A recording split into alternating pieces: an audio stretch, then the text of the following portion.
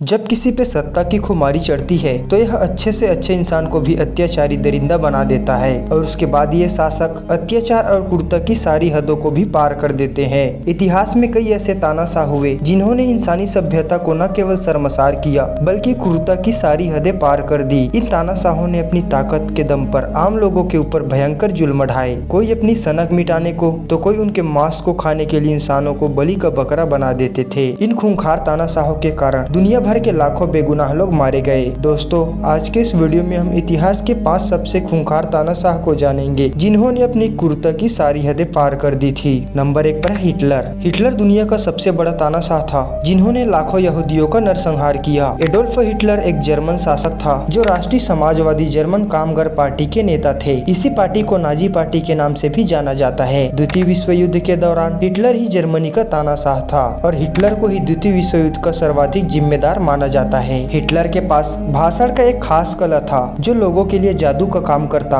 और जनता का दिल जीत लेता था। हिटलर के क्रूरता के अनगिनत किस्से हैं जिसमें यहूदियों की हत्या सबसे घातक है। सन 1933 की बात है जब हिटलर जर्मनी के सत्ता में आया और एक नस्लवादी साम्राज्य की स्थापना की और उसने यहूदियों को सब ह्यूमन करार दे दिया। सन 1939 में युद्ध से पहले हिटलर यहूदियों को जड़ से मिटाने का प्लान बना चुका था। हिटलर यहूदी सैनिक को कुछ खास इलाकों में भेजने लगे, उनसे काम करवाने, उन्हें एक जगह इकट्ठा करने और मार डालने के लिए विशेष शिविर बनवाया गया। यहूदियों को इन शिविरों में लाया जाता और वहां जहरीली गैस छोड़कर उन्हें मार दिया जाता था। युद्ध के 6 साल के दौरान नाजियों ने तकरीबन 60 लाख यहूदियों को मौत का घाट उतार दिया था जिसमें 15 लाख बच्चे शामिल थे। यहूदियों को जड़ से मिटाने के अपने मकसद को हिटलर ने इतनी प्रभावी ढंग से अंजाम दिया कि दुनिया का 1/3 आबादी ही खत्म हो गया। Number 2 Timur Lang. दोस्तों, आपने चंगेज खां का नाम तो सुना ही होगा। क्रूरता के मामले में तैमूर लंग चंगेज खां से कम नहीं था। तैमूर का जन्म सन 1336 में समरकंद के एक आम परिवार में हुआ था। तैमूर लंग एक मामूली चोर था जो मध्य एशिया के मैदानों और पहाड़ों से भेड़ों की चोरी किया करता था। कुछ समय बाद तैमूर समरकंद का शासक बन गया और उसने अपनी विजय और क्रूरता की यात्रा शुरू कर दिया। उसी समय मध्य एशिया के मंगोल मुसलमान मजहब को अपना चुके थे और तैमूर खुद भी मुसलमान था, जिससे दोनों ने मिलकर एक गुट बना लिया। तैमूर और मंगोलों ने मिलकर सन 1399 में दिल्ली पर आक्रमण कर दिया। उस समय उत्तर भारत में तुगलक वंश का राज हुआ करता था। तैमूर लंग मंगोलों का फौज लेकर आया था जिसका कोई मुकाबला नहीं था। वह कत्लेआम करता हुआ आगे बढ़ता गया।